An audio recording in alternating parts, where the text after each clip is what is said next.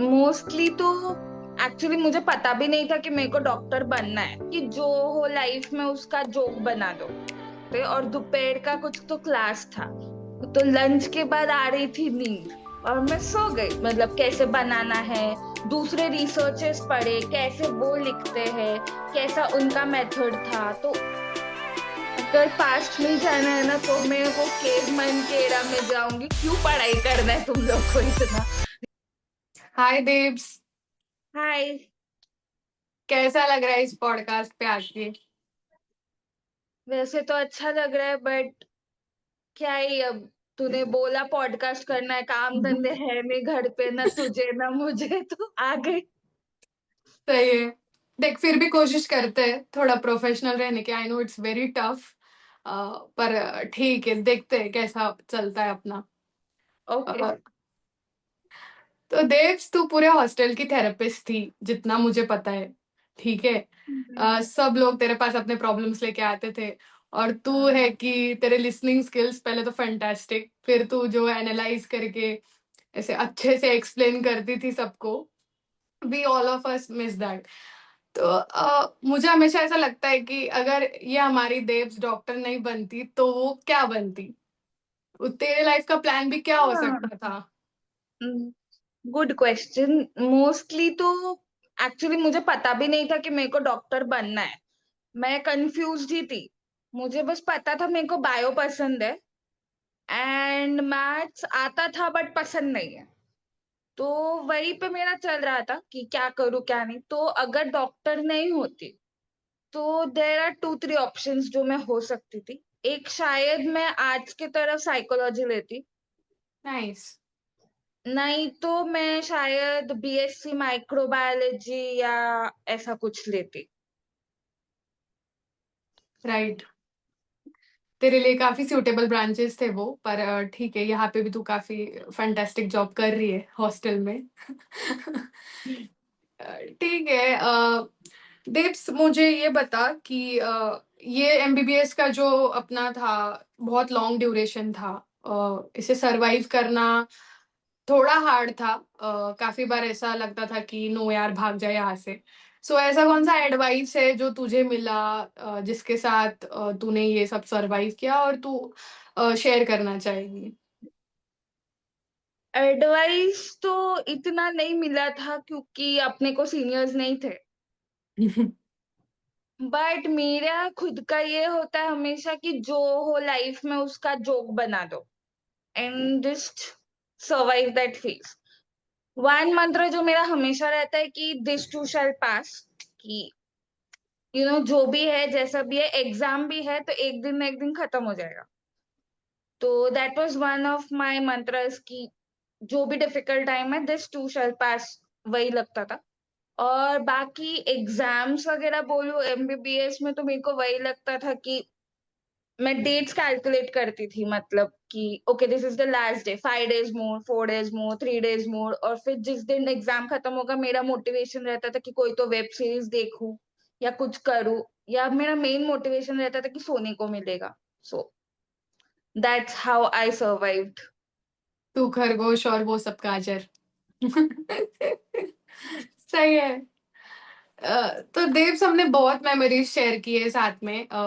मुझे ऐसा लगता है कि मतलब काफी अपना जो था रिलेशन काफी ऐसे फनी काइंड ऑफ था। तो कुछ ऐसा है मेरे साथ, या कोई और ऐसा फनी इंसिडेंट तुझे लगा हो जो तुझे सबके साथ शेयर करना चाहिए? फनी तो बहुत थे वैसे। ठीक है। एक जो काफी फनी था वो सेकेंड ईयर फार्मेक में था। कि अ, वो चेतन सर थे एंड मतलब वो थोड़ा बोरिंग पढ़ाते थे और दोपहर का कुछ तो क्लास था। तो लंच के बाद आ रही थी नींद और मैं सो गई। एंड उनकी एक आदत थी वो सर की कि ऐसे रैंडमली रोल नंबर्स लेते थे। नॉर्मली मेरा नहीं नहीं लिया तेरी। जाता था। बट उस दिन जिस दिन मैं सो गई थी उस दिन उन्होंने अचानक बोला 72। एंड मैं ऐसे एकदम नींद में से उठ के उन्होंने पूछा tell me the absorption of paracetamol. अब मैंने कुछ पढ़ा तो था नहीं, मैंने शुरू किया We take a tablet of paracetamol, we put it in the mouth, Oh my oral route से God. जाता है, पानी नहीं गई सब ऐसे स्टमक में जाएगा।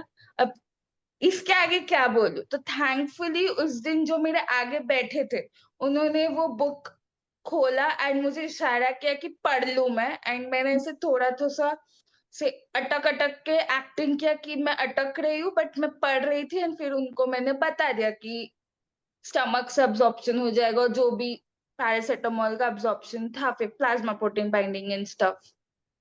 तो that was quite funny. Yeah, it is. And मैंने तेरा चेहरा देखा था जब तुझे खड़ा किया था, तो बट ठीक है, काफी मजा आता था वो सब करने में। देव्स, मतलब ये तो है ही, काफी टायरिंग हो जाता है ये सब एकेडमिक्स, और तू सो भी गई थी बीच में। तो एकेडमिक्स तो, मतलब कुछ लोगों को एकेडमिक्स से ही फुर्सत नहीं मिलती, तूने रिसर्च कैसे कर लिया भाई? और अगर तू शेयर करना चाहे तेरे रिसर्च के बारे में, क्या टॉपिक था और कैसे तूने किया वो सब, तो बता उसके बारे में। हाँ, तो मेरा एक्चुअली कैसे था, जब एमबीबीएस के पहले मैं आने वाली थी, लाइक आई वाज थिंकिंग कि एमबीबीएस करना है कि कुछ और करना है, तो बहुत लोगों ने मुझे रिसर्च ऑप्शंस के बारे में भी बोला था। तो जब मैं एमबीबीएस में घुसी एंड सबने मतलब वो चल रहा था उस टाइम पे कि रिसर्च का है, तो दैट वाज वन एस्पेक्ट जो मुझे देखना था कि क्या होता है। एंड सेकंड, मेरे को एक ऑप्शन रखना था कि इन केस आई गो ऐसा प्लैब या कुछ करूं मैं, तो उसके लिए रिसर्च लगता है, तो इसीलिए मैंने वो सोचा था। मैंने सोचा था कि मैं सेकेंड ईयर में करूं, क्योंकि second year is known as the honeymoon period. But वो अलग बात है कि हमारा वो हनीमून बहुत ही एक्सटेंड हो गया था सेकेंड ईयर कोविड के वजह कोविड के से। वजह से। एंड तो मतलब प्रपोजल तक हमने कोविड के पहले किया था, एंड थैंकफुली मुझे एक अच्छी गाइड मिली थी, योगिता मैम।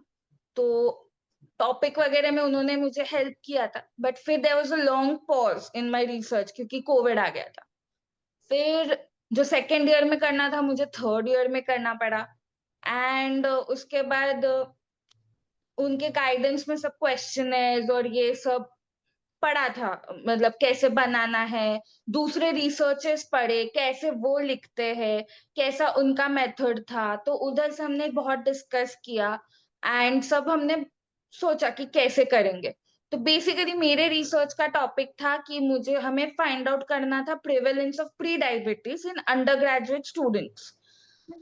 तो उसके लिए हमने एक स्केल बनाया था जिसको बोलते हैं इंडियन डायबिटीज रिसर्च स्केल, जिसपे सिर्फ हम 4 पैरामीटर्स देख रहे थे: वेस्ट सर्कमफेरेंस, एज, डायबिटीज का हिस्ट्री इन फैमिली, और if they have a past history of diabetes हो चुका है या ऐसा। तो इसके बाद हमने ये और भी क्वेश्चनर्स रखे थे टू हैव अ कोरिलेशन, और हमने स्टूडेंट्स का ब्लड सैंपल लिया था to test there fasting blood sugar and HbA1c, जो तुझे भी बहुत अच्छे से याद है। सो ऐसे हॉस्टल्स जा जाके जूनियर्स और मेरे बैचमेट्स के मैंने खून लिए बहुत सारे, एंड उसका उनकी फिर प्यासी। यस, एंड फिर वही एक्सेल शीट में सब डेटा एनालिसिस करके सब कुछ करके वो रिसर्च हुआ था। एंड मेरे रिसर्च का बहुत ही ऐसा एड्रेनलिन वाला था कि जो लास्ट डे था सबमिशन का 5 PM, मेरा सबमिशन था 4:59 PM, oh my God. With HOD, SR, professor सब ऐसे मेरे साथ मेरे लैपटॉप पे से घुसे हुए, जल्दी कर जल्दी कर जल्दी कर। तो that's like a memorable experience. Very nice. तो ये रिसर्च का तूने जैसे बताया बहुत ज्यादा लॉन्ग प्रोसेस हो गया तेरे लिए, क्योंकि बीच में कोविड आ गया। एंड तूने काफी ज्यादा कंफर्ट जोन ब्रीच किया बाहर, मतलब दूसरे हॉस्टल्स में जाके, बॉयज हॉस्टल में जाके, इधर जाके तूने सब लोग के सैंपल्स लिए, एंड क्वेश्चन आयर्स वगैरह वो सब तुझे करना पड़ा। तो तुझे क्या लगता है कि कौन से ऐसे स्किल्स तूने अक्वायर किए in the process of research? पहला स्किल मैंने लर्न किया वाज कि लोगों से काम करवाना।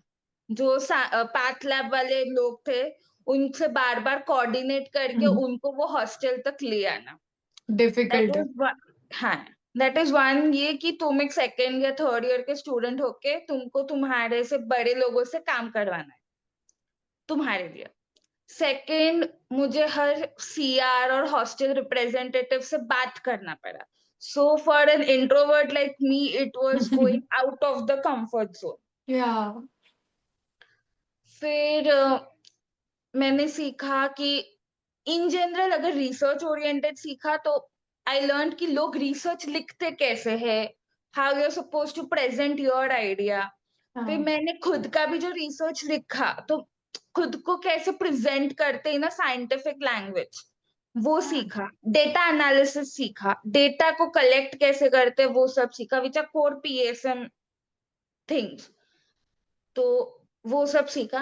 And then I also learn कि कैसे मैं ये सब करते हुए भी टाइम निकालू कि मैं पढ़ भी लूं। थैंकफुली वो थर्ड ईयर था, सब्जेक्ट्स थोड़े छोटे होते हैं तो वो भी मैनेज हो गया। End of course Yogita ma'am और बाकी सब लोग थे, फिर मेरे बैचमेट्स ने भी काफी हेल्प की मेरी। तो that's how it got over. Really nice. और it sounds very very much like कि इट्स एन एक्सपीरियंस कि everybody should go through that experience once. So Devs, देख, मतलब एमबीबीएस में आने के बाद ठीक है एकेडमिक्स तो रहते ही है, बट काफी बार ऐसा होता है कि अननेसेसरी प्रेशर्स लोग ले लेते हैं, पीयर प्रेशर हो, कुछ और प्रेशर हो। फिर एक पॉइंट के बाद बर्नआउट होने लगता है। जो लोग बहुत ज्यादा एकेडमिक्स की तरफ इंक्लाइंड होते हैं उनमें बर्नआउट होने लगता है। या फिर ऐसे इन जनरली बहुत ज्यादा स्ट्रेस आ जाता है। कोई कोई कोई कोई मेडिकल कंडीशन से गुजर रहा होता है, पर उसे उसके साथ बैलेंस करना होता है, स्टडीज या अपनी सिटी को छोड़ के दूसरे सिटी में रहना। सो तू क्या ऐसे स्ट्रेस बस्टर्स या कुछ ऐसे वेज बता सकती है कि जो ये सब चीजों को बैलेंस करने में हेल्प करेगा? सबका अपना अपना होता है स्ट्रेस बस्टर, ऑफ कोर्स वो तुमको फिगर आउट करना है।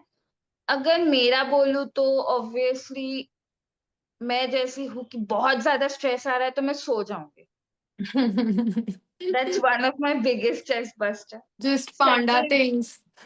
या सेकंड इज फूड। जोमेटो से कुछ तो ऑर्डर करके खुद को पैम्पर कर लूंगी। ऑन अ सीरियस नोट, खुद को हर बार यही समझाना कि जो मैंने पहले भी बोला कि दिस विल ऑल्सो पास। फिर खुद को यही समझाना कि अब तक कर लिया ना, आगे भी हो ही जाएगा। So I think any time you want to motivate yourself, you are your biggest motivator. Like तुमने जो भी डिफिकल्ट चीजें की होंगी, I think that could be your biggest motivation कि मैंने ये कर लिया तो ये तो हो ही जाएगा। So that's what I feel. And दूसरा मुझे लगता है कि biggest stress buster should be कुछ कॉमेडी कर लो, कुछ तो कॉमेडी देख लो या ऐसा कुछ, टू जस्ट डिस्ट्रैक्ट योरसेल्फ। सो जो भी करना है तुम्हारा हिसाब से तुम देख सकते हो, what ever you like you do that thing. And दूसरी चीज है कि खुद को बार बार समझाते रहना कि it's gonna be okay, it's gonna be okay, and staying positive. And third जो लोग नहीं करते is reaching out to your family and friends. That could also help कि तुम मैनेज कर लो अपना stress if possible. Okay, so Devs, कुछ ऐसा एडवाइस तू देना चाहेगी हमारे जूनियर्स को for their upcoming years? Advice, मेरा एक ही एडवाइस होता है सबको कि जो है जैसा चल रहा है अपना बेस्ट करते रहो, इतना ज्यादा स्ट्रेस मत लो, चीजें हो जाती है। और एक है कि एमबीबीएस में आ गए हो तो अभी भूखे तो नहीं मरोगे, कुछ ना कुछ तो हो ही जाएगा। रोटी कपड़ा मकान हो जाएगा। रोटी कपड़ा मकान हो जाएगा, यस। रोटी क्यों, पिज्जा भी आ ही जाएगा। हाँ। जो देव फटाक से खा लेती है, पर रोटी हाँ, नहीं खाई जाती उससे। ये तो वो तो हो जाएगा। बाकी एंजॉय करना चाहिए लाइफ को। एमबीबीएस के जो ये 6 साल, 5.5 6 साल होते हैं, this are not gonna come back again. तो पढ़ाई इज इम्पोर्टेंट ऑफ कोर्स, पढ़ाई के साथ साथ इट्स ऑल्सो इम्पोर्टेंट कि तुम लाइफ को भी एंजॉय करो। तो जो जहां से सीख सकते हो सीखो and enjoy it. That's really nice advice. So अभी कुछ फन क्वेश्चंस की तरफ चलते हैं दिप्स। तो अगर मैं तुझे कोई ऐसा टाइम मशीन दे दूं कि तू कोई पास्ट में जा सकती है, कहाँ जाना चाहेगी और वहां जाके क्या करना चाहेगी तू? अगर पास्ट में ही जाना है ना, तो मैं वो केवमैन के एरा में जाऊंगी। क्यों पढ़ाई करना है तुम लोग को इतना? अच्छा खासा खाना पीना करो, जंगल में रहो, क्यों इतना करना है? तो I will go there. Cave man era? या सीरियसली? यार, why do you want to study? नहीं पढ़ना है। सही है। एक रैपिड फायर खेलते हैं, ठीक है? हम्म, तो मैं तुझे ऐसे कुछ शॉर्ट क्वेश्चंस पूछूंगी, हम्म, वेरी फास्ट, और तुझे आंसर भी उनका बहुत ज्यादा फास्ट देना है, कंसाइजली देना है। तो let's start. Greatest strength? my ability to crack jokes in the most serious moments. Very nice. Childhood dream? To sit on the, वो सैटर्न होता है ना प्लैनेट, उसके रिंग्स पे बैठना, वो मेरा सबसे ऐसा स्पेशल चाइल्डहुड ड्रीम था। ये सच में बहुत स्पेशल है। Most fun activity? I think sleeping any day. Fun? It's fun for me. You are escaping fun. Favourite emoji? वो वाला नहीं होता ऐसा, वो टंग बाहर और ऐसे आंखें ऊपर नीची, वो वाली। हाँ, समझ में आ रहा है कौन सा। Best advice? अ, जो मुझे मिला है, तुझे मिला है, तुझे देना है, एनीथिंग? लाइफ को इतना भी सीरियसली मत लो यार। तो ये हमारी टू इडियट्स की पॉडकास्ट इधर खत्म हो गई है। Thank you Devs for coming, और क्या बोलूं तेरे को, I miss you. Same here. चलेगा। सो एंड करते हैं, बाकी बातें कॉल पे करते हैं। चलेगा? Okay, bye. Bye bye.